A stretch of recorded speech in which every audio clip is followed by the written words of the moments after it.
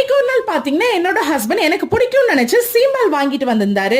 ஆனா என்னோட லைஃப்ல நான் சீம்பாலே சாப்பிட்டது இல்லைன்னு அவருக்கு தெரியல. இதை வச்சு நான் என்னங்க செய்யன்னு கேட்க, அப்புறம் உனக்கு பிடிச்ச மாதிரி பால்கோவா செஞ்சு சாப்பிடுன்னு சொன்னாரு. சரின்னு சொல்லிட்டு நான் என்ன பண்ணேன்னு பாத்தீங்கன்னா இது ஸ்டீம் பண்ணி ட்ரை பண்ணி பார்க்கலாம்னு சொல்லிட்டு ட்ரை பண்ணேன். எனக்கு வந்து 1/2 லிட்டர் பால் கிடைச்சிச்சு. சோ தேவைக்கிறப்ப சக்கரை சேர்த்துட்டு அது நல்லா கலக்குன்னு கலக்கிட்டேன். அடுத்து பாத்தீங்கன்னா சுக்கு, மிளகு, ஏலக்காய் இது எல்லாத்தையும் மிக்ஸில நல்லா அரைச்சிட்டு இதுல சேர்த்துக்கிட்டேன். இப்ப இதை வந்து குக்கர்ல இட்லி பாத்திரத்துல வச்சு வேக வைக்க போறோம். நான் குக்கர்ல ஏற்கனவே தண்ணி ஊத்திட்டு அது மேல ஸ்டாண்ட் வச்சிருக்கேன். இப்ப இது மேலதான் டின்ன வச்சு வேக வைக்க போறோம். இது மேல ஒரு தட்டு வச்சுக்கோங்க, அப்பதான் தண்ணி வந்து உள்ள போகாது.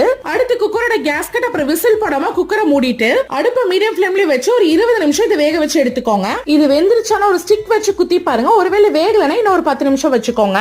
மறக்காம தண்ணியோட அளவு பாத்துக்கோங்க, இல்லன்னா பாத்திரம் அடிபிடிக்க ஆரம்பிச்சிடும். அப்புறம் என்ன, இதை பீஸ் போட்டுற வேண்டியதான். இதை கட் பண்றப்ப பாத்தீங்கன்னா சும்மா வள இருந்துச்சு, அதான் ஹைலைட். என்னதான் இருந்தாலும் பால்கோவா மாதிரி வருமா? ஏன்னா நான் ஒரு பால்கோவா